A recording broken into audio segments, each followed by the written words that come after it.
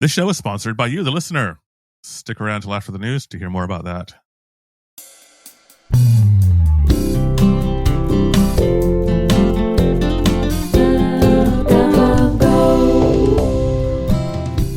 This is Cup of Go for May 24, 2024. Keep up to date with the important happenings in the Go community in about 15 minutes per week. I'm Jonathan Hall. And I'm Miki Tabeka, filling for Shai Nachmad. Hi, Miki. Thanks for coming back. You were here on the inaugural episode, the very first episode. You joined us as a guest. We interviewed you. Thanks for coming back. Thanks. It was fun and always want to come back. Wonderful. Well, first things first, we have a couple of things that I just want to mention really briefly for those who've been listening to previous episodes. We have a couple of accepted proposals we talked about. The first one was about making Linux kernel version 3.17 the minimum to run Go. And I think this will take effect. It's been accepted. I think it will take effect for Go 1.24.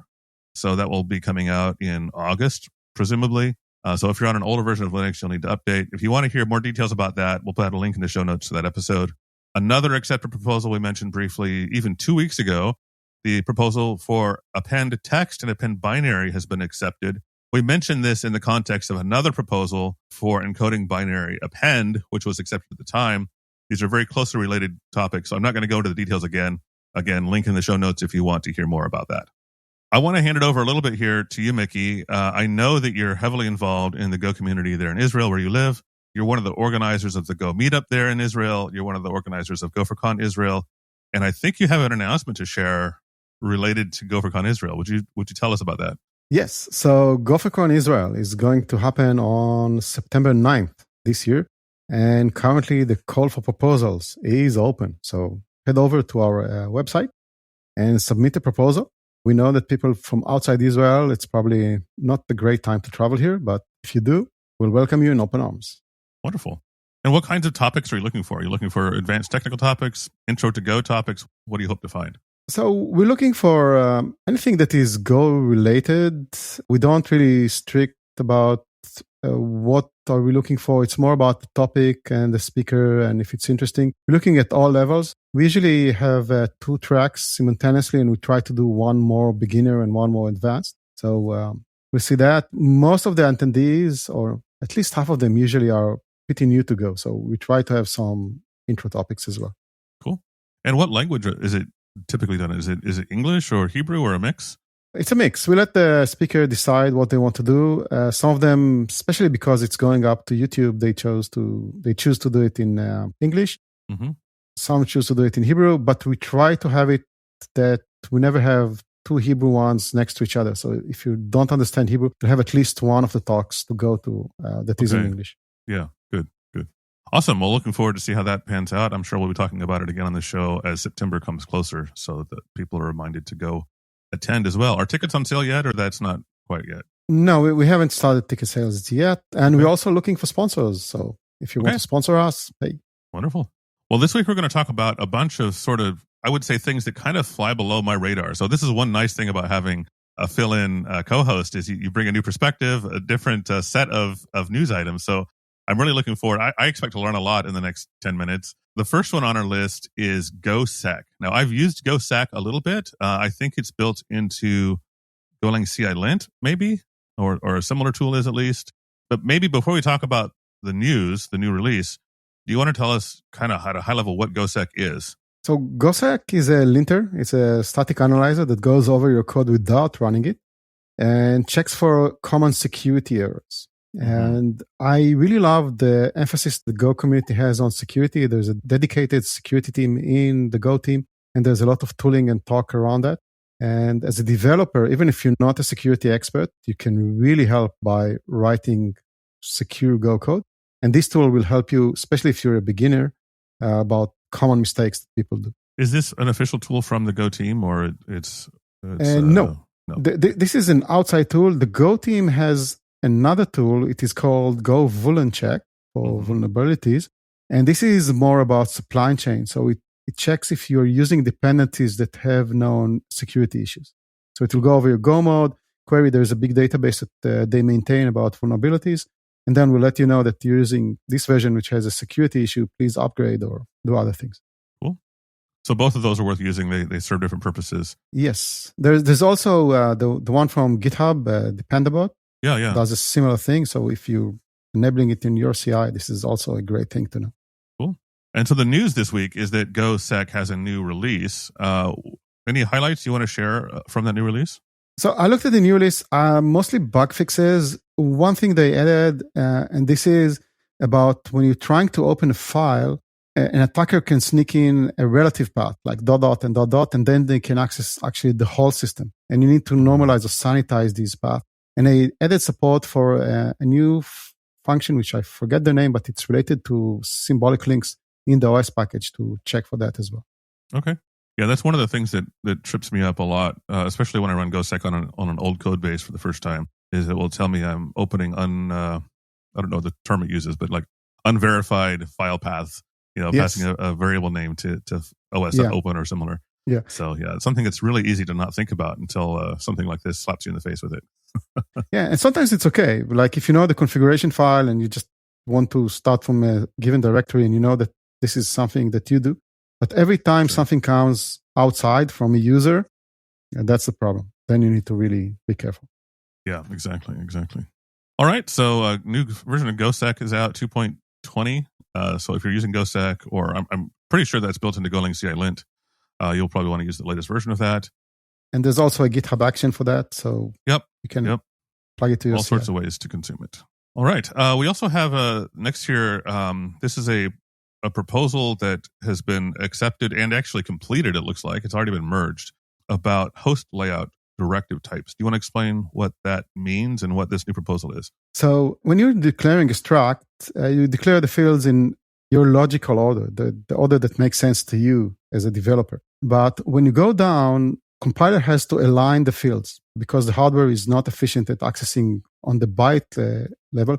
So usually the alignment is either 4 or 8 bytes to the struct. So what happens is that if you put, let's say, a field which is a Boolean, which is a single byte, and after that an integer, which is int 64, let's say, it's an 8 bytes, there are 7 bytes that are just filled up by the compiler. So this is something which can waste space. And there are external tools, one from the Go team and called field alignment, and another one called better align that can actually go over your struct and said, if you reorder the field, you can save this amount of memory by doing that. Now, the thing is that sometimes, and this proposal goes to when Go interacts with existing C libraries. Existing C libraries have their own convention about struct alignment. And you want to make sure that when you declare a struct in Go and the one in C, that you actually get the same alignment. Otherwise, you'll get some kind of garbage in memory. And the Go compiler was doing a good job, but in some cases, it needed a little bit more hints about how to do the alignment.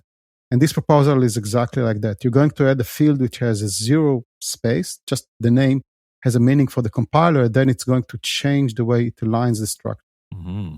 So what does this mean for the average Go developer out there? I'm guessing the average Go developer will never touch that, mostly for people who are interacting with C. Yeah. The thing is, there's a lot of existing C code out there. So at one point or another, right, we try to write pure Go, and C Go enabled 0 is something we strive to do, but it's not always the case. And in cases when you need to interact with the C library, and this library has its own alignment, then you might want to do that. So if you're using CGO, this is probably relevant to you, especially if you're trying to save memory.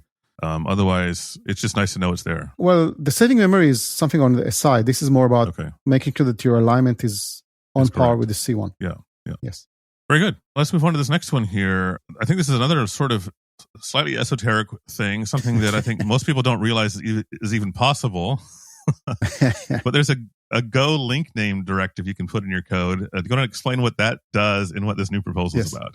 So I'll just say that my sweet spot and the place I like to be is where I ask a question in Stack Overflow and nobody answers. This is the place I like to code. So all of these things are probably in my area. So Go linkname is basically a way to tell the Go compiler that I want to use this function from that library, but I want to give it another name. So you can put in your function and on top of it put a directive called Go linkname and then give the link from the actual library that you want. And this is done by mostly internally inside the Go runtime to access things usually written in assembly. And then you maybe want to change the names or access things from that area. But what you can do with it, like any good developers, you can abuse it. And then you can use it to access private things from other packages. We'll put in the show notes a great article by Arden Lightenfield about this. And she talks in great length about how you can do it.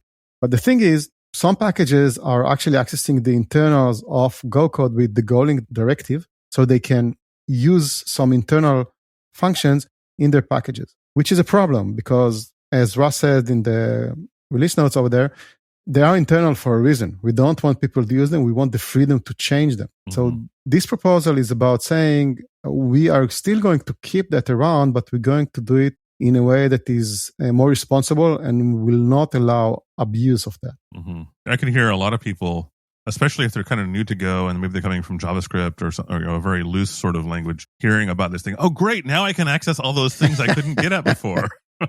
Yes, exactly. And here then starts her blog post with, don't do what I'm saying here. Just keep on.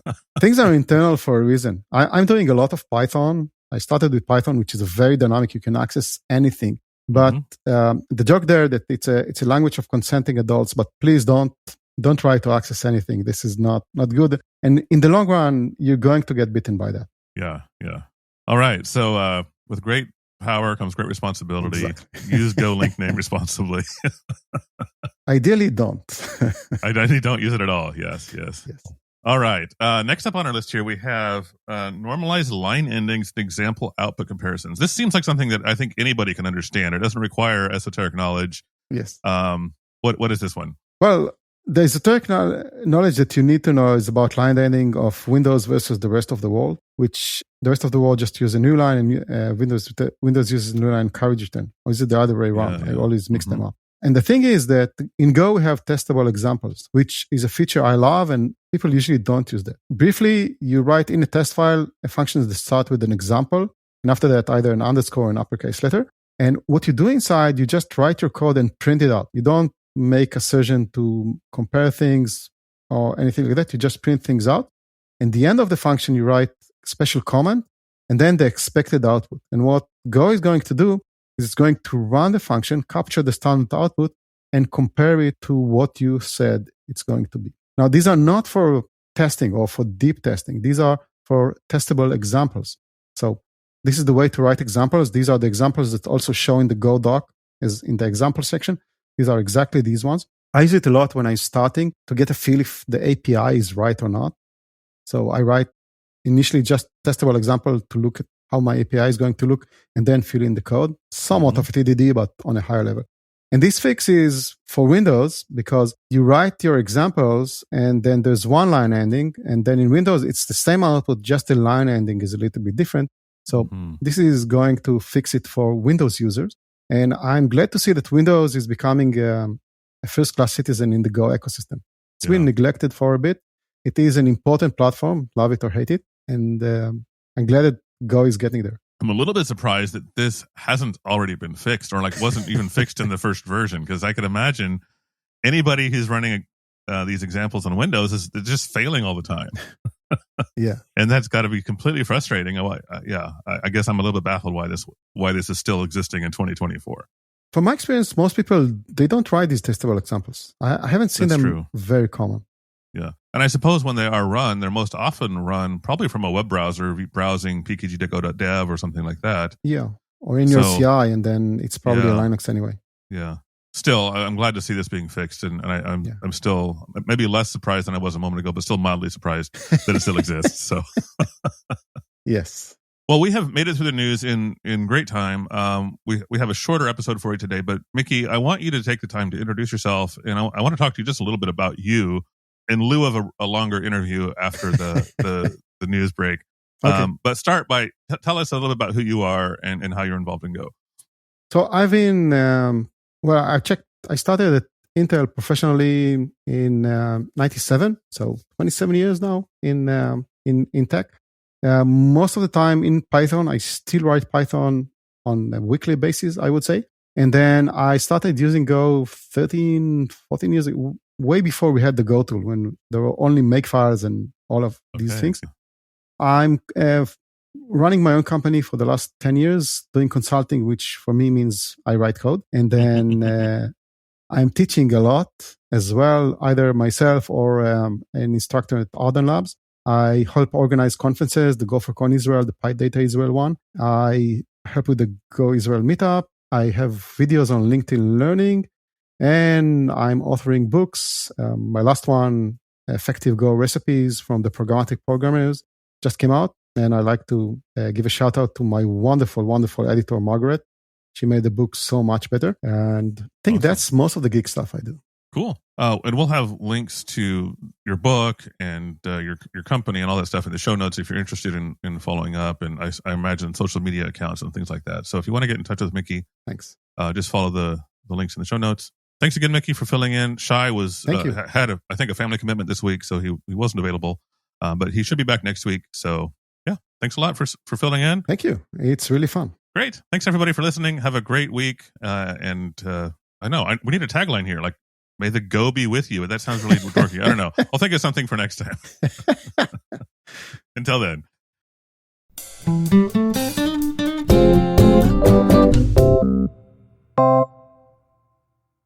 Thanks for listening to the end. Once again, a big thank you to Miki for filling in for Shai this week, who was gone. Just a couple of quick things, and then I'll send you on your way to the next podcast in your player. First, this show is a hobby for us. It costs us some money. If you want to help cover that cost, we'd love to have you as a Patreon member. You can head over to cupago.dev. That's our website, and you can find links there to Patreon. You can also find links to our merch store and show notes for this and all other episodes, and some pictures of our dorky faces. If you're not interested in being a Patreon or just not in your budget, that's also cool. We still want to have you as a listener, and you can still help support the show. The best way you can do that is by sharing it with a friend or a colleague, share it on your work Slack, or head over to your iTunes or wherever you listen to the show and leave a rating and review. I want to shout out one review we got on the Apple Podcast Store. Is that what it's called? I don't even know what it's called these days. Anyway, Andrew Donnell says, "Great bang for your buck." That's cool, I guess. Buck. We don't charge anything to listen.